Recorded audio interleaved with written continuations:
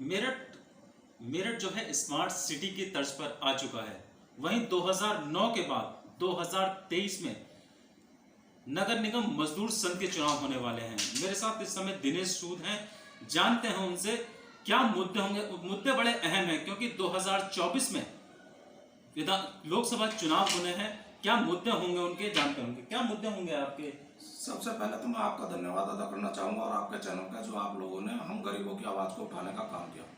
मान्यवर, हमारा मुद्दा, सबसे पहला मुद्दा तो यह है कि हम लोग 2009 में चुनाव हुआ था और आज 2023 आ गया, यानी कि 15 साल हो गए, 14 साल चुनाव को। और इन 14 सालों में हमारे नगर निगम के अंदर इतना सफाई कर्मचारियों का उत्पीड़न हुआ।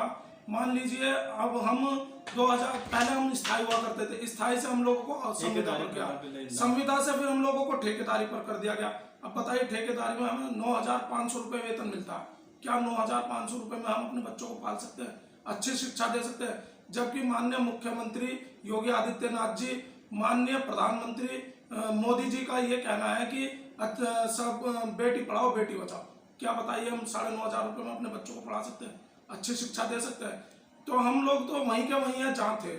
हमारा सबसे पहला मुद्दा यही होगा कि हमारी जो संविदा बहाल की जाए और हमें भी समान कार्य समान वेतन के तहत कम से कम 21,000 रुपये वेतन दिया। देखिए, मैंने एक चीज और देखी है कि आज से 35 वर्ष पहले जो कर्मचारी थे वो 3,000 ही थे, लेकिन 35 वर्ष बाद अब भी कर्मचारी 3,000 हैं।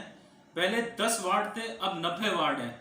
3,000 कर्मचारी आपको लगता नहीं कि कम है? बिल्कुल कम है, बिल्कुल कम है। क्योंकि मान लीजिए भाई, हम उस समय आबादी कितनी हुआ करती थी, मेरे ख्याल से 1 लाख, और आज 25 से 30 लाख की आबादी हो रही है और कर्मचारी वही 3,000 है।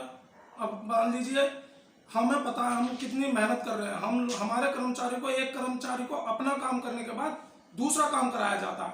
जो स्थायी परमानेंट कर्मचारी हैं वो रिटायर हो रहे हैं, उनकी जगह कोई नई नियुक्ति नहीं हो रही।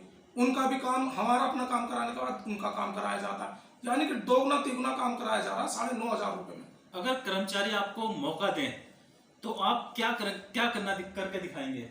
अगर यदि कर्मचारी मुझे मौका देता है इस चुनाव के अंदर, तो मैं सबसे पहले, चाहे मुझे लखनऊ तक जाना पड़े, और तो मैं संविदा बहाली का सबसे पहले मुद्दा उठाऊंगा। यदि संविदा बहाली सरकार नहीं करती तो हम समान कार्य समान वेतन 21,000 रुपये की मांग करते हैं। अच्छा, 2415 कर्मचारियों का भी मुद्दा सामने आ रहा है, उसका क्या मुद्दा है?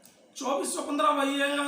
2015 में हम लोगों ने एक आंदोलन किया था, उस आंदोलन के तहत हमें आउटसोर्सिंग पर कर दिया गया। जबकि हम संविदा पर हुआ करते थे, उसमें 5 दैनिक वेतन भोगी तो ऐसे थे जो परमानेंट हो जाने चाहिए थे, लेकिन उन्हें भी आउटसोर्सिंग पर कर दिया गया, जो बहुत गलत है। अच्छा, दूसरा, आपके समाज के अंदर एक छुट्टी हुआ करती थी वाल्मीकि जयंती की, वो भी छुट्टी खत्म कर दी गई। आप चुनाव में हैं, क्या ये अहम मुद्दा होगा आपका? बिल्कुल बिल्कुल, आपने बहुत अच्छी बात कही। एक छुट्टी हम लोगों को मिलती थी अपने वाल्मीकि भगवान की जयंती मनाने के लिए, हम लोग अच्छा पर्व मनाते थे, लेकिन वो भी इस सरकार ने हमारी छुट्टी कैंसिल कर दी। तो हमारा ये भी मुद्दा होगा, जब हम आउटसोर्सिंग संविदा बहाल कराने के लिए लखनऊ तक जाएंगे, तो हम ये एक मुद्दा लेकर भी जाएंगे कि भाई, हम लोगों की संविदा बहाली के साथ साथ वाल्मीकि जयंती की भी छुट्टी दोबारा की जाए घोषित। तो ये थे मेरे साथ दिनेश सूद जी, जिनका साफ कहना था कि जीता तो बहुत सारे काम करके दिखाऊंगा। कैमरा पर्सन पंकज सिंह के साथ आरिफ खान, न्यूज़ हेडलाइंस, मेरठ।